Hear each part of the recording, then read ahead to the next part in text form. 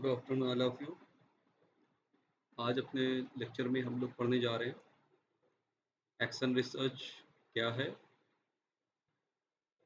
और action research के बारे में डिटेल से अध्ययन करेंगे। सबसे पहले ये जान लीजिए कि एक्शन रिसर्च, जिसको हम हिंदी में क्रियात्मक शोध भी कहते हैं, क्रियात्मक शोध भी कहते हैं, इस विचारधारा को जो प्रतिपादित करने का जो श्रेय जाता है वो है कर्ट लेविन। इन्होंने इस विचारधारा को दिया। अब इस रिसर्च को समझने के लिए आप सबसे पहले ये जानिए कि ये एक्शन रिसर्च का की टर्म्स क्या है, जिससे हम पहचान सकें कि ये रिसर्च एक्शन रिसर्च है। एक्शन रिसर्च का जो बेसिक उद्देश्य, जो मूल उद्देश्य ये होता है कि जैसा कि हम लोगों ने बताया था कि रिसर्च में सबसे पहले हमें आइडेंटिफिकेशन ऑफ द प्रॉब्लम पर ध्यान केंद्रित करना होता है। आइडेंटिफिकेशन ऑफ द प्रॉब्लम, समस्या क्या है, फिर उस समस्या से रिगार्डिंग हम आगे रिसर्च क्वेश्चन क्रिएट करते हैं, मेथोलॉजी क्रिएट करते हैं, रिव्यू ऑफ लिटरेचर करते हैं, फिर हम एनालिसिस करते हैं। एनालिसिस करने के बाद फिर हम result, discussion and conclusion, findings पर आते हैं। तो एक्शन रिसर्च बेसिकली एक रिसर्च का एक प्रकार है जिसमें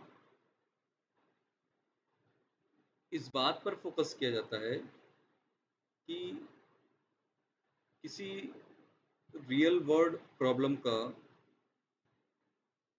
रियल वर्ल्ड प्रॉब्लम जो इमीडिएट नेचर की हो,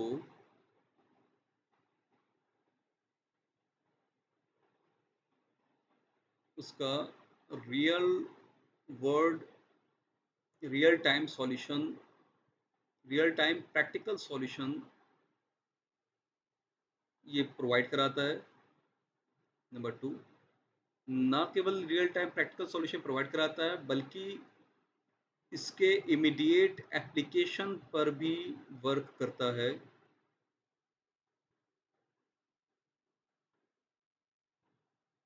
और इस इमीडिएट एप्लीकेशंस के बाद जो रिजल्ट्स आते हैं, क्विक रिजल्ट्स हमें मिलते हैं,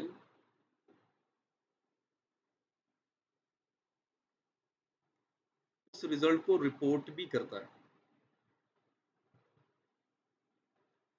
तो ये जो चार बेसिक्स हमने आपको बताया है, ये चार बेसिक्स इस बात पर फोकस करते हैं कि रियल वर्ल्ड प्रॉब्लम्स का मतलब जो हमारे सामने डे टू डे वर्क में या स्कूल में या कॉलेज में कोई ऐसा प्रॉब्लम सामने आती है जिसका हम इमीडिएट सॉल्यूशन चाहते हैं।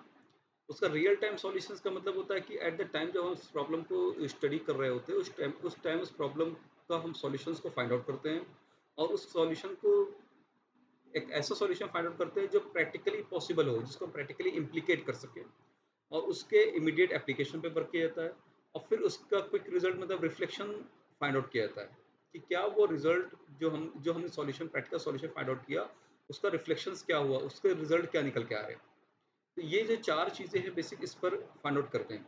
और अब अगर ये जो हमने चार चीज़ें बताई, इसके रिजल्ट जो हमारे आते हैं, वो रिजल्ट से अगर हमें डिज़ायर्ड चेंज नहीं मिला, डिज़ायर्ड चेंज का मतलब वांछित जो हमें परिणाम चाहिए था, जो चेंज चाहिए था, वो चेंज अगर हमें नहीं मिला, तो हम फिर से अपनी जो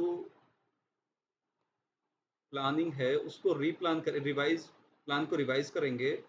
रिवाइज करने के बाद फिर हम एक्शन, फिर हम उस प्रैक्टिकल जो सॉल्यूशंस है उस पे हम उसको एप्लीकेट करेंगे और फिर उसके बारे में उसको ऑब्जर्व करेंगे। ऑब्जर्व करने के बाद उसको हम रिफ्लेक्शन में चेक करेंगे कि हमारा रिजल्ट क्या आया। तो ये जो एक चैन बन जाती है, एक साइकिल जो बन जाती है, साइकिल ऑफ स्टेप्स जो बन जाते हैं, ये साइकिल ऑफ स्टेप्स ही एक तरीके की एक्शन रिसर्च का की टर्म्स है, एक्शन रिसर्च की पहचान। तो इसमें कई सारे तरीके हैं इसको आप आइडेंटिफ़ाई करने के, इसको हम एक एग्ज़ाम्पल के थ्रू जानने से पहले इसको इसकी एक प्रैक्टिकल एप्लीकेशंस के बारे में हम बात करना चाहेंगे कि what are its real meaning, जिसको हम आसानी से याद कर सकें या समझ सकें। तो इस तरीके के आप समझ सकते हैं। हाँ, एक बात ये भी ज़रूर से ध्यान रखिए कि एक्शन रिसर्च हमेशा एक ज़्यादातर मोस्ट ऑफ द टाइम में क्या होता है, ये एक कोलैबोरेटिव होता है और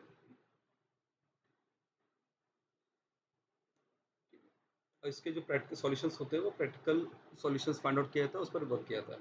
तो इसकी एक एक जो एप्रोप्रिएट डेफिनेशंस अब तक जो फाइंडिंग्स से हमें समझ में आई है, वो आपके साथ से शेयर करना चाहेंगे। Action research is a kind of research is a kind of research in which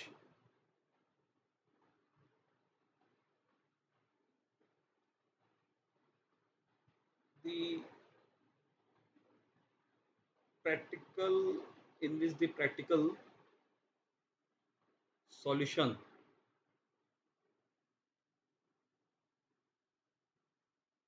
for the immediate problems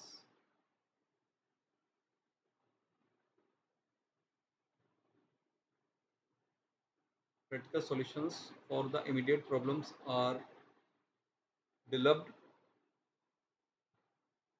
or created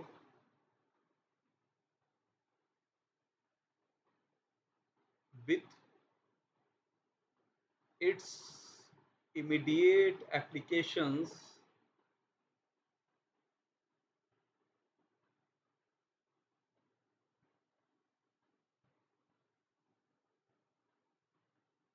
through a cycle of through a cycle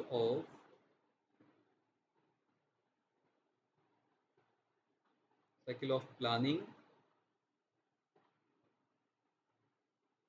acting, observing, and reflecting. Got it? Several other researchers also defined the concept of action research, like the Kurt Lewin, who have also defined the concept. Now you can also observe the definitions given by Kurt Lewin. Kurt Lewin defined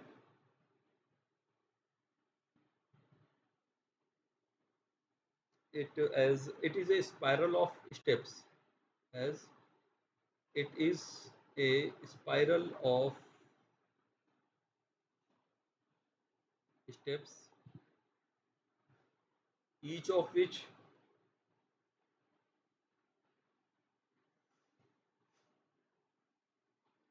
is composed of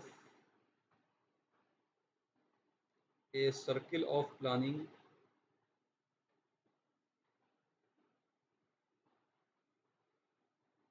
action, and fact finding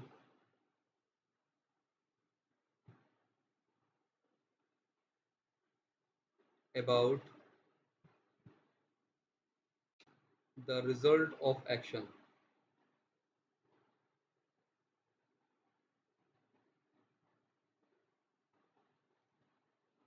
तो आप इसको notice कर सकते हैं कि Kurt Lewin ने किस तरीके से डिफाइन किया। एक अनदर डिफिनेशन जो हमारे पास है वो ये है कि Cohen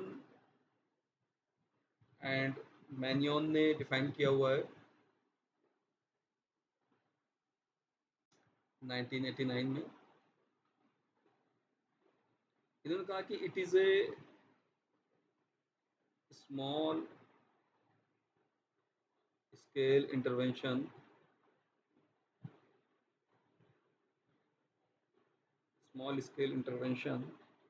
in the functioning of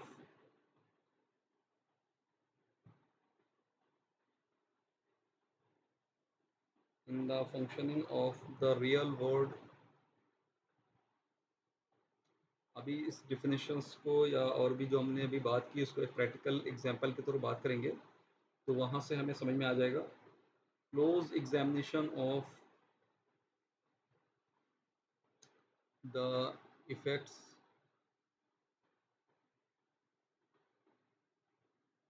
of such intervention.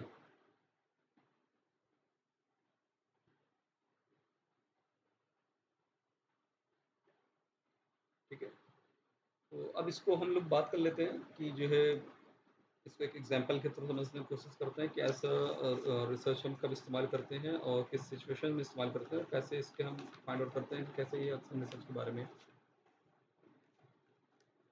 Suppose कर लीजिए कि एक टीचर है, एक टीचर है जो अपने स्टूडेंट्स के बारे में ये फाइंड आउट करता है। उसको ये पता चलता है क्लास में कि there are a group of student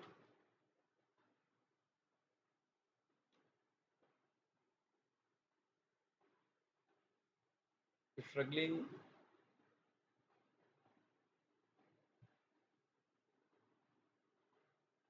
in proper understanding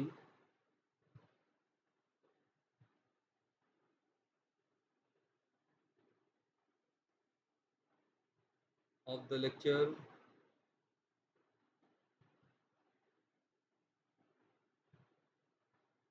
delivered by the teacher in the class, delivered by the teacher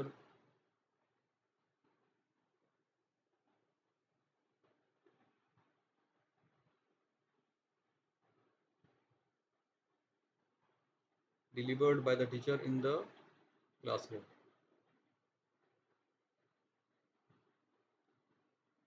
Now what has it has options when he has observed the problems that they are unable to grasp the what are the intended meaning of the lecture provided by the teacher in the classroom, then what he may do that the first and foremost option is that he may revise, he may adopt a different teaching methods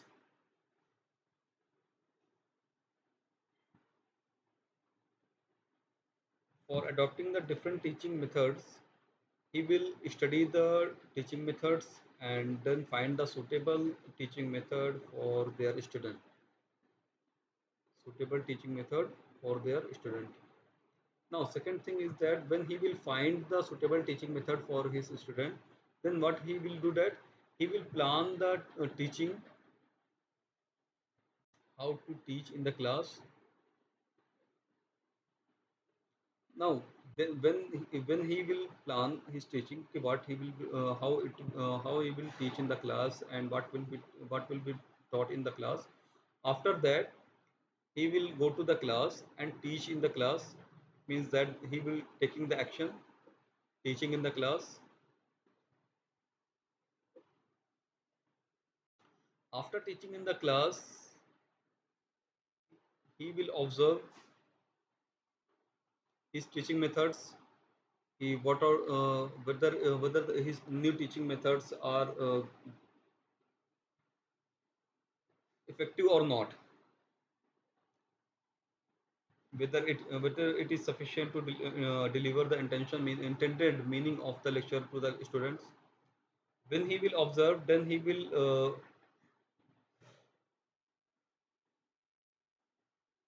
get the reflection. During the observation, he may discuss to the student how was his teaching, may get the feedback from the student, whatever tools he may adopt for evaluating the effectiveness of the teaching. Now when he will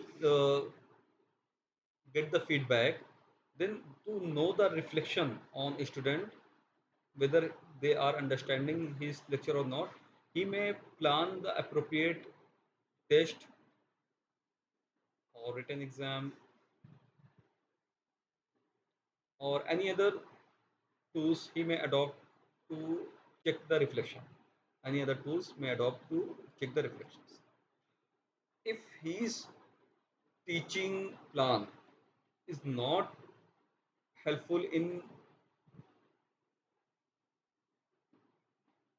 delivering the effective lecture, then he will what he will do that he will revise the plan. Revise his teaching plan means that he will adopt the new different methods again, and now he will take the actions, and after that he will again observe the students, and after that he will again take the reflections on the student. And this cycle one, this cycle two will continue until unless the success in each unit is achieved. This is the basics of the action research. You may also again that action research is a kind of spiral research. Action research is a kind of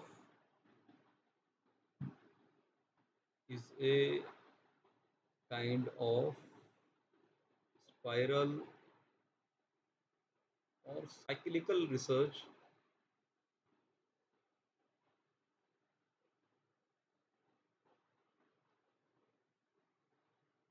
which work through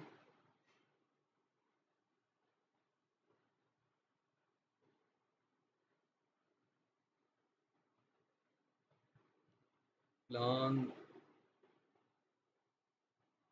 act, observe and reflect.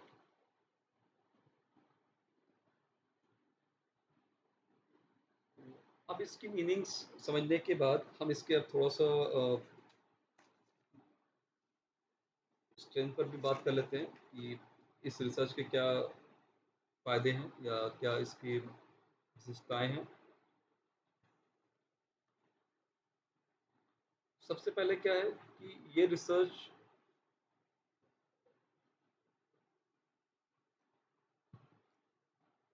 Collaborative nature का होता है।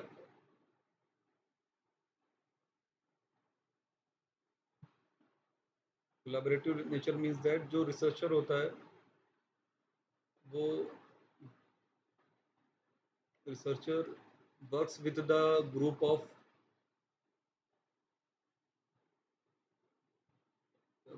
Participant के साथ work करता है। फिर इसके बाद दूसरी चीज़ें हैं कि action research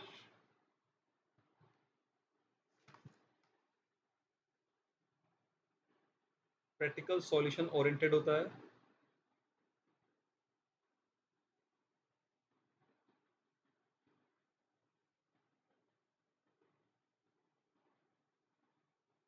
with its immediate application.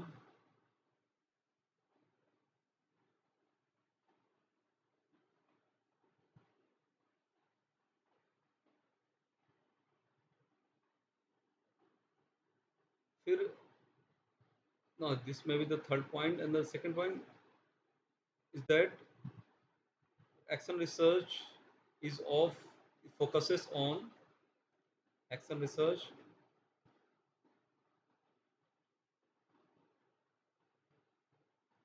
focuses on the problem of immediate nature, focuses on the problem of immediate nature। तभी तो जब इमीडिएट नेचर की होगी तब तभी उनके प्रैक्टिकल सॉल्यूशन पर फोकस किया जाएगा और उसके एप्लीकेशन पर बात की जाएगी।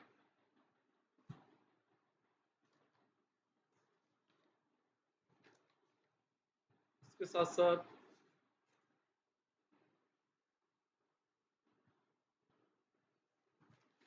एक्शन रिसर्च की एक विशेषता और क्या है, action research is spiral process. Action research is a spiral oblique cyclical process.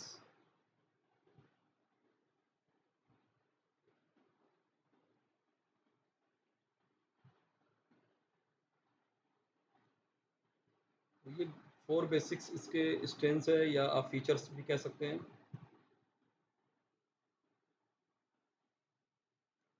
अब इस बात करते हैं कि एक्शन रिसर्च की कमियाँ क्या-क्या हो सकती है, जो जिसकी वज़ह से क्योंकि हर रिसर्च के कुछ प्रोस भी होते हैं, कुछ कॉन्स भी होते हैं। तो इसके फ़ायदे इसके आप जो क्रिटिसिज़्म है वो इस तरीके से है। नंबर 1 कि एक्शन रिसर्च में objectivity hard to maintain hard to maintain the objectivity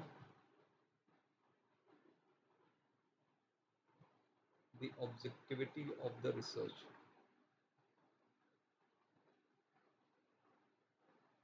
objectivity of the research क्या क्या है कि रिसर्च में किसी तरीके की बायसनेस या रिसर्च में किसी तरीके का जो है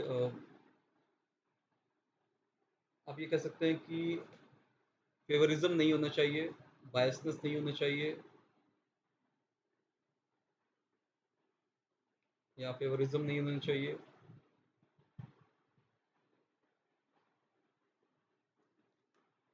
क्योंकि होता क्या है इसमें रिसर्च में जो जिनके लिए सॉल्यूशंस को फाइंड आउट किया जाता है, तो वो भी इस रिसर्च के पार्ट होते हैं, जिसकी वजह से एक न्यूट्रल सॉल्यूशन फाइंड आउट करना न्यूट्रल सॉल्यूशन फाइंड आउट करना वो डिफ़िकल्ट होता है।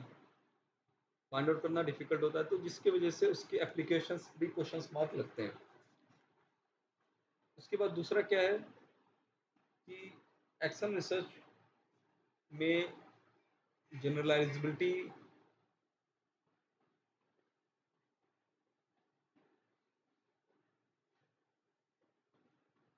की कमी होती है, लैकनेस होती है। क्यों? क्योंकि जो एक्शन रिसर्च है वो पार्टिकुलर